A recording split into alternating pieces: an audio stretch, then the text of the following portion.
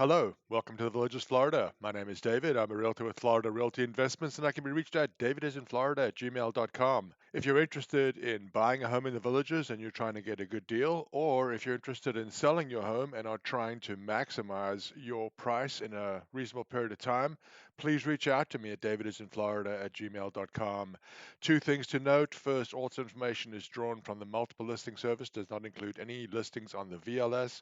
Secondly, we produce this show every Monday. Make sure you check the date so that you're getting the most recent information. Over the last week, we went out and shot drone footage of every single new listing over the last 6 days. Make sure you check out our channel if you want to see information on those new listings. So let's begin. We start by taking a look at the 10-year government bond yield. This is the rate that most closely tracks the mortgage rate, and the low of 0.39% is about to disappear from our graph, but you can see they were up dramatically to 3.6%. We are down a little bit from 4.33, but it is discouraging to see that rates appear for the moment to be headed higher. Let's turn our attention now to the Villages real estate market. We start by taking a look at total listings, which this week number 348. There were also 348 listings on Monday of last week. Listings range in price from $199,000 to just under $2 million.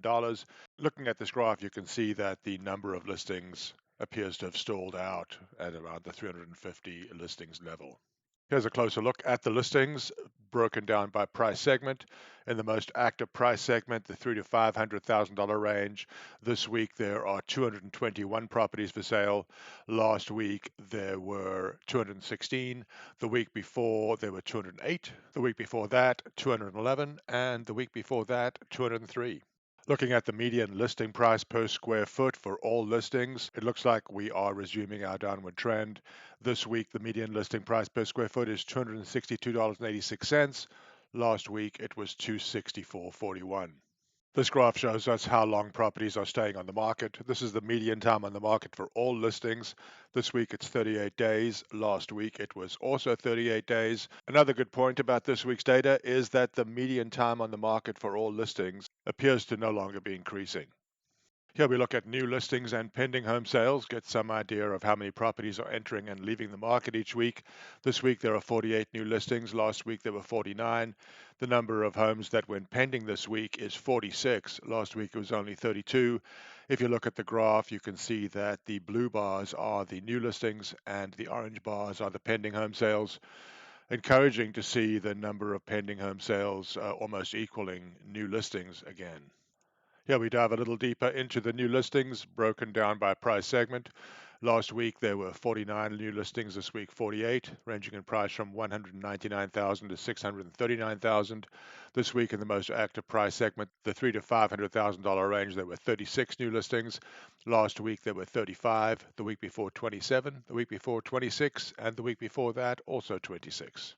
Here we break down the pending home sales and what price per square foot they went pending at.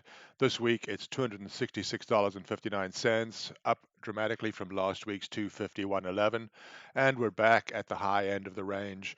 But I wouldn't take too much comfort from that. $245 to $265 seems to be the range that we've been stuck in for the last 6 months at least. This shows us how long properties that went pending were on the market before going pending. This last 7-day period, with median time on the market for the pending home sales was 31 days. Previous 7 days, it was 45 days.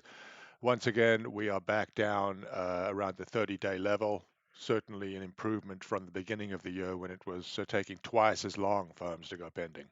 This graph takes a closer look at the homes that went pending over the last 7 days. The price change from the original listing price was a median decrease of 6.12%, an improvement from last week's negative 6.82%, but we are still seeing close to 6% reductions on older listings being required for buyers to have any interest. This is information on the properties that sold and closed over the last 7 days. They're numbered 31. Previous 7 days saw 39 close. Properties that closed range in price from $155,500 to $708,000. It is distressing to see the number drop back to the 30 level from the 40 level of just 2 weeks ago. Here's a closer look at the properties that sold over the last 7 days, broken down by price segment. As you can see, the $300,000 to $500,000 range, the most active again. This last week saw 21 properties close. Previous week saw 22. Week before that, 22. Week before that, 15. And the week before that, 14. Here we take a look at the properties that sold over the last 7 days on a per square foot basis. The median price was $251 a square foot, up a little from last week's $250. We have been around $250 a square foot now for 3 weeks. This shows us how long properties that sold and closed were on the market. 28 days, the median time for the last 7 days. Previous week, the median time was 26 days. Encouraging to see this number under 30 days, down by almost half since the beginning of the year, but still it's taking 3 times longer than it did a year ago. This graph takes a look at all listings and examines what percentage of them have decreased their asking price from the original list price. 52.87% of all the listings have decreased their asking price, down slightly from the 53.5% of last week. We're still at the higher end of the range here. This data seems to suggest that sellers are still trying to encourage buyers to engage. This looks at all listings and what the median decrease is from the original list price.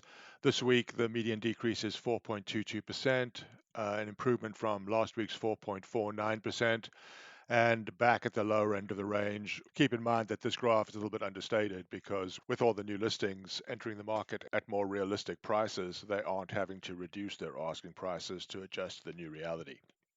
And finally, we have this summary, which shows us that of the 31 homes that sold and closed over the last 7 days, 8 were on the market for 7 days or less, which is 26%, same as the 26% we saw last week. Of the 46 homes that went pending in the last week, 11 were on the market for 7 days or less, which is almost a quarter, up dramatically from the 13% of the previous week. And finally, if we look at older listings that have been on the market for 100 days or longer, 348 total listings, 62 on the market for more than 100 days, 18%, about the same as last week.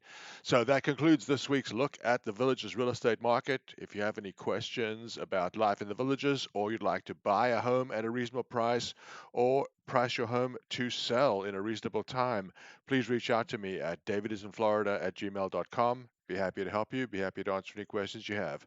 Take care.